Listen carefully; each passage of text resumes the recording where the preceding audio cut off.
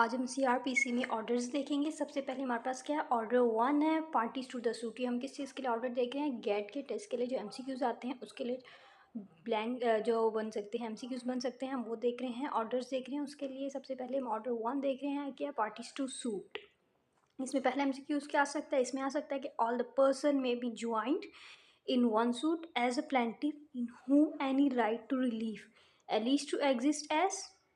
क्या क्या उसके ऑप्शन हो सकते हैं? इसके ऑप्शंस में हमारे वो आ सकता है, सही बात हो सकती है, ज्वाइंटली, सिवरली एंड अल्टरनेटिव। ठीक हो गया। कोई भी पर्सन होगा जो may be joint in one suit as a अ प्लेंटिव। ठीक हो गया। In whom any right to relief alleges to exist as. ठीक हो गया। कैसे एग्जिस्ट हो सकता है? ज्वाइंटली हो सकता है, सिवरली हो सकता है, या अल्टरनेटिव हो सकता है। उसके बाद है हमारे पास वेयर एनी ज्वाइंटर ऑफ प्लेंटिव्स में cause for delay of trial of suit. ठीक हो गया। जब कोई ज्वाइंटर होगा प्लेंटिफ का, उसके बाद वो होगा कॉज फॉर डिले होगा ऑफ ट्रायल का ऑफ सूट, देन फिर क्या होगा? देन कोर्ट में ऑर्डर फॉर, कोर्ट किस चीज़ के लिए ऑर्डर कर सकती है? सेपरेट भी कर सकती है, या एडजोर्नमेंट ऑफ ट्रायल भी कर सकती है। ठीक हो गया। या सेपरेट या एडजोर्नमेंट ऑफ ट्रायल कर सकती है कोर्ट। उसके बाद ऑल द पर्सनस में by joinder as a defendant on grounds of common question. Common question क्या हो सकते हैं? क्वेश्चन ऑफ लॉ भी हो सकता है और क्वेश्चन ऑफ फैक्ट भी हो सकता है। क्या है? जब ऑल द पर्सन में बी ज्वाइंटर, जब तमाम पर्सन ज्वाइंटर होंगे डिफेंडेंट एज डिफेंडेंट। ठीक हो गया। On grounds of common question, जो कॉमन क्वेश्चन के ग्राउंड्स हैं वो कौन से हो सकते हैं? लॉ और फैक्ट दोनों हो सकते हैं। आगे हमारे पास है suit can be defeated on grounds of. Suit किन ग्राउंड पे डिफीट हो सकता है? मिस ज्वाइंडर और नॉन ज्वाइंडर ऑफ पार्टीज के। ठीक हो गया। सूट हो सकता है डिफीट जिन ग्राउंड्स पे हो सकता है वो कौन से हैं? मिस ज्वाइंडर और नॉन ज्वाइंडर ऑफ पार्टीज हैं। उसके बाद any suit can be proceed heat further in absence of, किस बात पे? Necessary party can not be. ठीक हो गया। कोई भी सूट है जो प्रोसीड नहीं हो सकता किसकी एब्सेंस में? नेसेसरी पार्टी की एब्सेंस में। जब नेसेसरी पार्टी एब्सेंट हो तो सूट फर्दर प्रोसीड नहीं हो सकता। आगे क्या है? आगे है where a suit has been instituted in name of wrong person as plaintiff through a bona fide mistake so application for misjoinder. कौन सी एप्लीकेशन जाएगी? Misjoinder will be made before the competent court. जब कोई suit होगा, institute होगा, name हमारा जो होगा रॉन्ग होगा, पर्सन जो प्लेंटिफ का, थ्रू अ बोनाफाइड मिस्टेक। ठीक हो गया। बोनाफाइड मिस्टेक से सो एप्लीकेशन कौन सी जाएगी? Application for misjoinder will be made before competent court. आगे हम देख रहे हैं the prime purpose of misjoinder application is to. Prime purpose misjoinder का क्या है? To strike out wrong parties from the suit. Prime purpose misjoinder का क्या है? कि स्ट्राइक आउट करे रॉन्ग पार्टी से को फ्रॉम सूट। अब हम देख रहे हैं where a necessary party is miss. जब कोई नेसेसरी पार्टी होगी वो मिस होगी as a party in a suit. ठीक हो गया। किसी सूट में नेसेसरी पार्टी मिस होगी as a party in a suit, then application for non joinder of party is made before the court. फिर कौन सी एप्लीकेशन जाएगी? Non joinder. आगे हम देख रहे हैं द कोर्ट में स्ट्राइक आउट और add parties from the suit. ठीक हो गया। कोर्ट जो है स्ट्राइक आउट भी कर सकती है, ऐड भी कर सकती है पार्टीज को सूट पे। किस बात पे? On application of party and self action. ठीक हो गया। पार्टीज की एप्लीकेशन भी हो सकती है और सेल्फ एक्शन भी, जिसपे कोर्ट क्या कर सकती है? स्ट्राइक आउट भी कर सकती है और ऐड पार्टी भी कर सकती है फ्रॉम सूट। आगे क्या बात है? आगे है द कोर्ट में allow application of misjoinder and non joinder. ठीक हो गया। द कोर्ट जो है एप्लीकेशन कौन सी अलाउ कर सकती है? मिस ज्वाइंडर और नॉन ज्वाइंडर। कब कर सकती है? Any stage. कब कर सकती है? Any stage. Misjoinder, non joinder at any stage. उसके बाद all the objection on grounds of misjoinder और non joinder shall be raised. जो तमाम ऑब्जेक्शन हैं on grounds of misjoinder और नॉन ज्वाइंडर के हैं वो कब राइज होंगे? Earliest possible opportunity. ठीक हो गया। कब होंगे राइज? एर्लीस्ट पॉसिबल अपॉर्चुनिटी पे।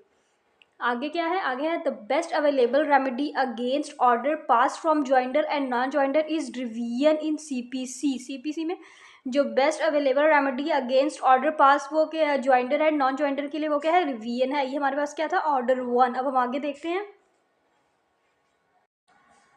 अब हम क्या करें, अब हम ऑर्डर 6 देख रहे हैं जिसका नाम है प्लीडिंग जनरली। ठीक हो गया, अब हम ऑर्डर 6 देख रहे हैं। 1 हमने कर लिया है, अगला 6 है। 6 क्या है, 6 में पहला MCQ हम क्या देख रहे हैं, the term pleading means, pleading का मतलब क्या है। जो टर्म प्लीडिंग हमारे पास है इसका मतलब क्या है, प्लेंट एंड रिटन स्टेटमेंट। ठीक हो गया, आपके पास जब आएगा लिखा हुआ टर्म प्लीडिंग मीन्स तो उसका मतलब क्या है, प्लेंट और रिटन स्टेटमेंट, ये दोनों उसमें आ जाते हैं। Every pleading shall contains material facts, जो हर प्लीडिंग है उसमें क्या होते हैं, मटीरियल फैक्ट्स। उसके बाद where any suit is not stating particular facts clearly then better statement is required by party. ठीक हो गया, फिर क्या चाहिए, फिर बेटर स्टेटमेंट चाहिए। जब कोई भी सूट होगा not stating particular facts clearly, फिर क्या है, फिर बेटर स्टेटमेंट चाहिए बाय पार्टी। उसके बाद every pleading shall be divided into paragraphs consecutively where क्या क्या होना चाहिए, उनमें नंबर होना चाहिए, सम्स होने चाहिए और डेट्स होनी चाहिए। Shall be express in figure, हर जो प्लीडिंग है जो कि डिवाइडेड है पैराग्राफ्स में तो उसमें होने चाहिए नंबर्स, सम्स और डेट्स। ठीक है, उसके बाद every pleading shall be sign by party and has pleader as provided under rule 14 of order 6। क्या बात बताएगी कि हर प्लीडिंग जो है साइन होगी पार्टी से और प्लीडर और उसका जो प्लीडर है एज प्रोवाइडेड अंडर, उसका प्लीडर प्रोवाइडेड अंडर किसमें, और रूल 14, किसके रूल 14, ऑर्डर 6 के रूल 14 के अंडर। उसके बाद the procedure of amendment of pleading is explained rule 17 of order 6। ठीक हो गया, रूल 17 ऑर्डर 6 में हमें क्या पता चल रहा है, procedure of amendment of pleading. ठीक हो गया, procedure for amendment of pleading हमें कहाँ मिल रहा है, रूल 17 ऑफ ऑर्डर 6। आगे क्या है, amendment of pleading is allowed by court for determining the real question. ठीक हो गया, इन कंट्रोल। तो हमने देख लिया कि जो प्रोसीजर अमेंडमेंट है क्या प्लीडिंग में वो एक्सप्लेन्ड हुआ है रूल 17 में ऑर्डर 6 में। उसके बाद अमेंडमेंट जो है of pleading allow bye the court है किस चीज़ के लिए, for determining the real question. Determine क्या करना है, real question it controversy between parties. उसके बाद every pleading shall be verified on oath. ठीक हो गया, हर प्लीडिंग वेरीफाइड किस पे होनी चाहिए, ओथ पे, by the party according to procedure provided under rule 15। ये तो हमें कहाँ मिल रहा है, रूल 15 में कि ओथ से पार्टी जो है वेरीफाई शेल बी वेरीफाइड होनी चाहिए, प्लीडिंग जो है वेरीफाई होनी चाहिए ओथ से by the party according to इसका प्रोसीजर हमें मिल रहा है according to procedure provided under rule 15। उसके बाद maximum time period for amendment of pleading is 14 days. ठीक हो गया, कौन से 14 days, from the date of order by the of the court from allowing amendment. क्या है, मैक्सिमम टाइम पीरियड जो है अमेंडमेंट का फॉर ऑफ प्लीडिंग वो क्या है, 14 डेज है। कब से है, from the date of order of the court allowing amendment. ठीक हो गया, अब आगे देखते हैं।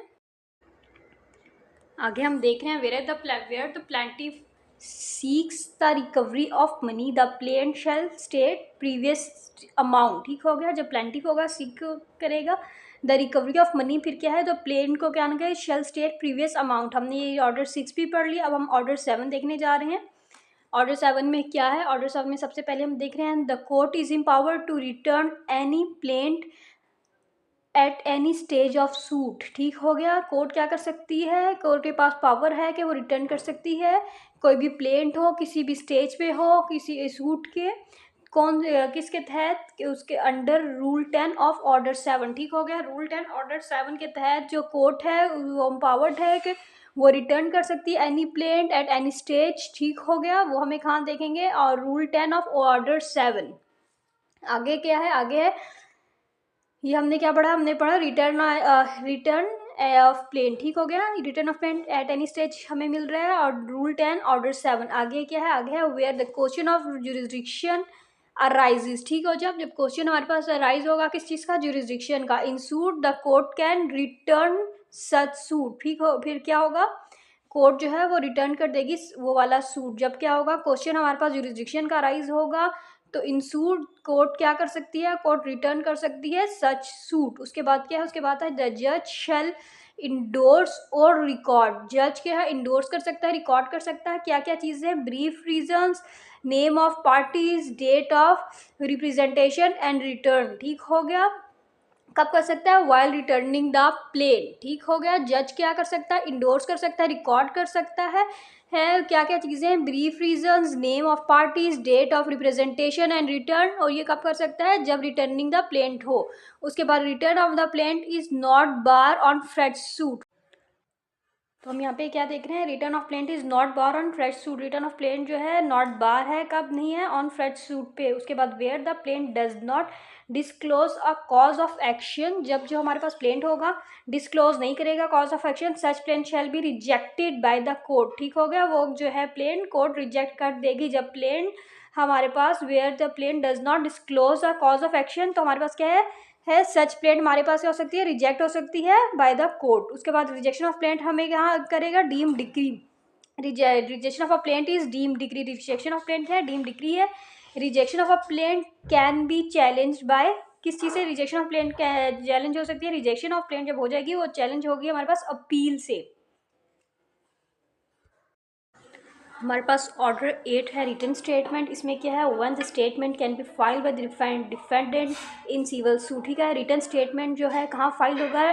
डिफेंडेंट का इन सिविल सूट पे। उसके बाद maximum time period for filing written statement क्या है? 30 डेज है।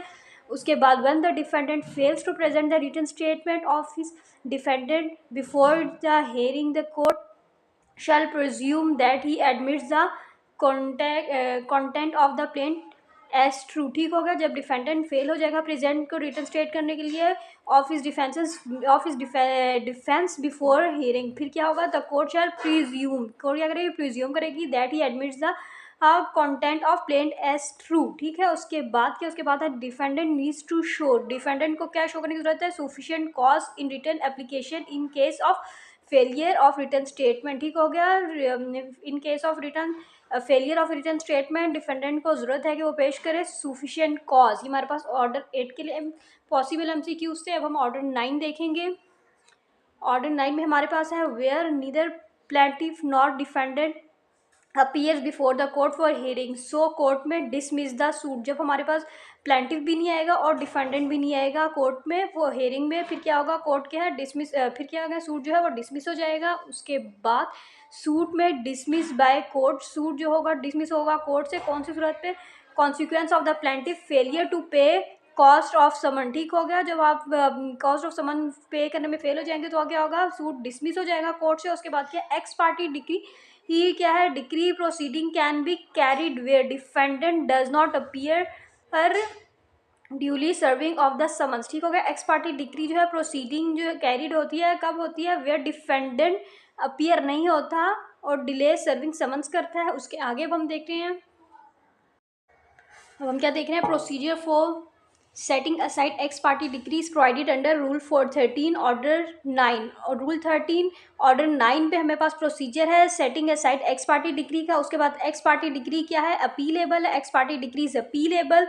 उसके बाद है court shall not dismiss the suit. Court जो है सूट डिसमिस नहीं करेगी if defendant claim set of in absence of plaintiff. ठीक हो गया। जब प्लेंटिफ के एब्सेंट में जो होगा डिफेंडेंट क्लेम सेट ऑफ करेगा तो कोर्ट जो है डिसमिस नहीं करेगी सूट को। उसके बाद where there are more plaintiffs but one of few appears on date of hearing. ठीक हो। जब यहाँ पे ज़्यादा प्लेंटिव हो गए तो एक या कुछ अपीयर होंगे डेट ऑफ हियरिंग में, द कोर्ट में प्रोसीड ट्रायल ऑफ सूट। जो कोर्ट क्या करेगी? प्रोसीड करेगी ट्रायल ऑफ सूट। उसके बाद court fee is compulsory in legal set of. Court fee compulsory कब है? लीगल सेट ऑफ में। अब हम ऑर्डर 39 देख रहे हैं। इसमें क्या है?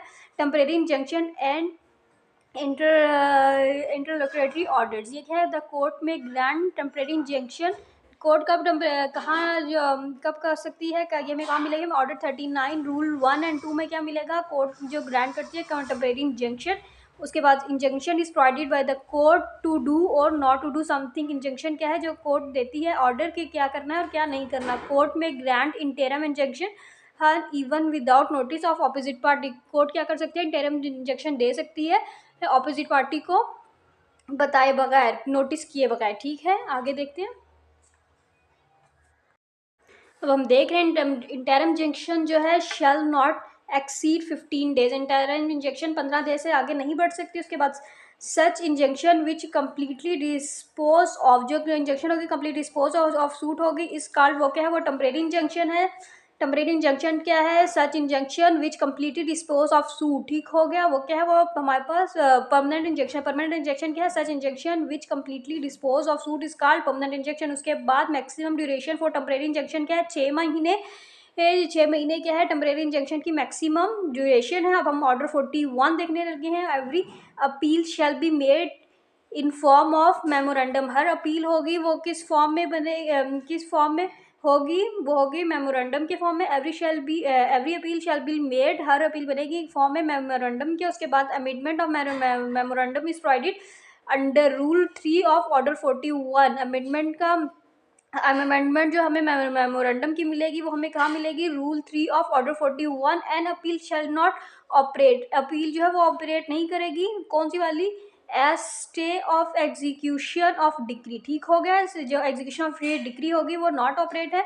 उसके बाद an appeal must comprise grounds and objection in memorandum. ठीक हो गया। जो अपील है कंप्राइज करेगी ही करती है ग्राउंड्स एंड ऑब्जेक्शन मेमोरेंडम। इसके बाद एन अपील में भी dismiss when appellate does not appear. ठीक हो गया। अपील कब कब डिसमिस हो सकती है वो देखते हैं। जब अपीलेंट होगा वो अपीयर नहीं होगा, जब court is not satisfied with this maintainability. ठीक हो गया। जब जो हमारे पास जो है अपीलेंट अपीयर नहीं हुआ और कोर्ट जो है सेटिस्फाई नहीं हुई उसकी मेंटेबिलिटी से, तो क्या हो सकता है? अपील जो है डिसमिस हो सकती है। उसके बाद appeal court is empower to modify, confirm and set aside. क्या है? अपीलेट कोर्ट क्या इम्पावर है उसकी है मॉडिफाई।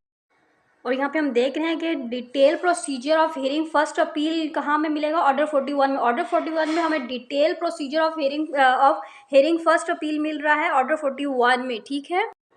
अब क्या है? अब ये है कि अपीलेट कोर्ट जो है शेल पास, क्या पास कर सकती है? Decree judgement. कब कर सकती है? While disposing of appeal. Appellate court जो है ये शेल पास डिक्री जजमेंट किस वक्त?